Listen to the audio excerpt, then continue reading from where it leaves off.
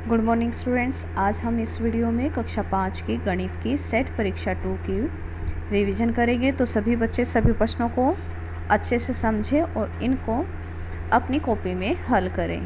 पहला प्रश्न है, निम्नलिखित में से कौन सी संख्या 24 और 18 का साझा गुणनखंड है। तो यहाँ पर 24 और 18 का साझा गुणनखंड बताना है, तो हमारा यहाँ पर सही उत्तर होगा 6 पर टिक करेंगे। और प्रश्न नंबर 2 है, किसी आकृति के 1/3 भाग को दर्शाएंगे। देखिए 1/3 कैसे लिखते हैं, 1/3 1/3, तो ये हमारा 1/3 सही उत्तर होगा, इस पर टिक करेंगे। प्रश्न नंबर 3 है, अंग्रेजी अक्षर ई की कितनी सममित रेखाएं होंगी।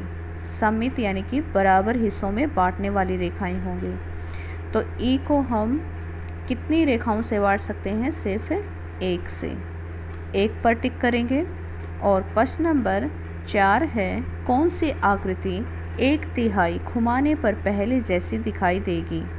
और यहाँ पर है वर्ग, शंकु, समबाहु त्रिभुज और आयत। तो यहाँ पर होगा समबाहु त्रिभुज, सही उत्तर होगा। और प्रश्न नंबर 5 है, शमा के पास 6 टोपी हैं, उसकी दोस्त रमा उससे 2 टोपी लेकर गई। तो रमा सभी टोपियों का कितना भाग लेकर गई। ये देखिए कुल टोपियां हैं 6, तो इसको हम नीचे लिखेंगे। और कितनी लेकर गई है, 2, इसको हम ऊपर लिखेंगे। तो इस तरह से हमारी एक भिन्न बनती है। इसको हम कैंसिल करके देखते हैं, 2 एकम 2 और 2 तिया 6। इस तरह से हमारे पास यहाँ पर भिन्न आती है 1/3। 1/3 हिस्सा रमा लेकर चली गई, तो 1/3 पर टिक करेंगे। प्रश्न नंबर 6 है, निम्नलिखित में से 6 के गुणनखंड छांटो। 6 के गुणनखंड है 12 और 24। प्रश्न नंबर 7 है, निम्नलिखित में से कौन से अंग्रेजी अक्षर की एक भी सममित रेखा नहीं होगी। एक भी सममित रेखा नहीं होगी, एल की नहीं होगी, एल पर टिक करेंगे। प्रश्न नंबर 8 है, निम्नलिखित में से कौन सी संख्या 5 की सबसे छोटी गुणज होगी। तो यहाँ पर 5 की सबसे छोटी गुणज होगी 10 पर टिक करेंगे। प्रश्न नंबर 9 है, कौन सी भिन्न 1/2 के बराबर नहीं है। 1/2 के बराबर नहीं होनी चाहिए। देखिए 3/6 है और 2/4 है, फिर 4/2 है और फिर 4/8 है। यहाँ से हम इनको कैंसिल करके देखते हैं, 3 एकम 3, 3 दूनी 6, यहाँ 1/2 आ गई, 2 एकम 2, 2 दूनी 4, यहाँ भी 1/2 आती है, 4, 2 एकम 2 और 2 दूनी, यहाँ पर देखिए 2/1 आती है। तो ये बराबर नहीं है, यही हमारा उत्तर होगा। 4 एकम 4, 4 दूनी, यहाँ भी 1/2 आती है। तो हमारा सही उत्तर होगा 4/2। 4/2 पर टिक करेंगे। प्रश्न नंबर 10 है, दी गई आकृति का क्षेत्रफल क्या होगा। यहाँ पर देखिए लंबाई दे रखी है, चौड़ाई दे रखी है और क्षेत्रफल निकालना है, तो क्या करेंगे, लंबाई गुना चौड़ाई, 12 गुना 7, 12 सते 84। तो यहाँ पर 84 वर्ग सेंटीमीटर आएगा। देखिए सेंटीमीटर दे रखा है और क्षेत्रफल के साथ हम वर्ग लगाते हैं, तो वर्ग सेंटीमीटर वाला हमारा सही उत्तर होगा। प्रश्न नंबर 11 है, 1/2, 1/3, 1/4 में से कौन सी भिन्न का मान सबसे अधिक है। यहाँ पर देखिए 1/2 है, 1/3 और 1/4। भिन्न में क्या होता है, जो हर सबसे छोटा होता है वही उसी का मान सबसे ज़्यादा होता है। इसको हम इस तरह भी समझ सकते हैं कि हमारे पास एक सेब है, तो उस सेब को हम 2 हिस्सों में बांटें या 3 हिस्सों में बांटें या 4 हिस्सों में बांटें। ये 1/4 है, ये 1/3 है या 1/2 है।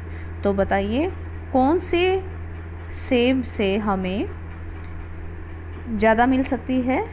ये वाला देखिए, ये बड़े हिस्से बनेंगे इसके, इसमें बड़े हिस्से हैं, तो ये इसलिए हमारा 1/2 सही उत्तर होगा। 1/2 पर टिक करेंगे। प्रश्न नंबर 12 है, एक खेत की लंबाई 700 मीटर है और चौड़ाई 170 मीटर है। उस खेत का परिमाप ज्ञात कीजिए। अब उस पे खेत का परिमाप ज्ञात करना है। यहाँ पर खेत की लंबाई दे रखी है और चौड़ाई दे रखी है।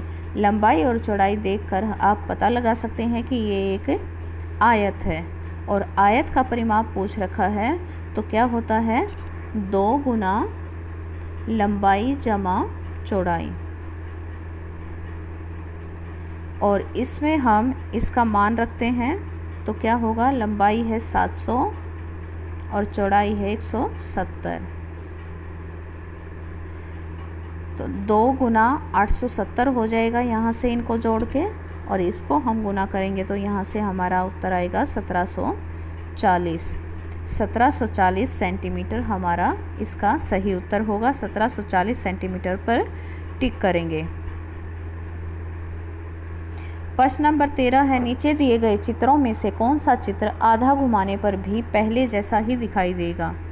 यहाँ पर देखिए चित्र दे रखे हैं, इन चित्रों को देखकर बताइए कि कौन सा चित्र पहले जैसा ही दिखाई देगा। तो इसका सही उत्तर होगा वर्ग। प्रश्न नंबर 14 है, किस विकल्प में सभी संख्याएं 30 की गुणनखंड हैं? अब 30 की गुणनखंड कौन सी हो सकती हैं, देखिए और चेक कर बताइए। इसका सही उत्तर होगा 1, 2, 5, 6, 10। इस पर टिक करेंगे। प्रश्न नंबर 15 है, एक वर्ग का परिमाप 40 सेंटीमीटर है, उसकी एक भुजा की लंबाई कितनी होगी?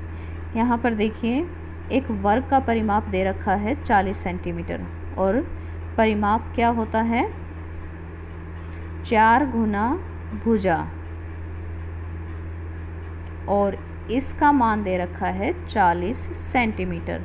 अब ये 4 यहाँ पर गुना है तो इधर आके भाग में हो जाएगा, और भुजा कितनी रह जाएगी यहाँ से देखते हैं,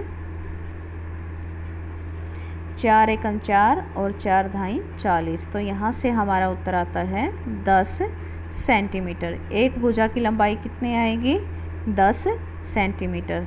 हम 10 सेंटीमीटर पर टिक करेंगे।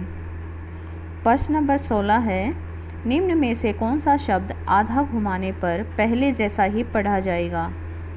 तो देखिए यहाँ पर x और x है, इसको हम आधा घुमाएंगे तो ये बिल्कुल वैसा ही दिखाई देगा, वैसे ही पढ़ा जाएगा। प्रश्न नंबर 17 है, निम्नलिखित कौन सी संख्या 4 और 5 की साझी गुणज है?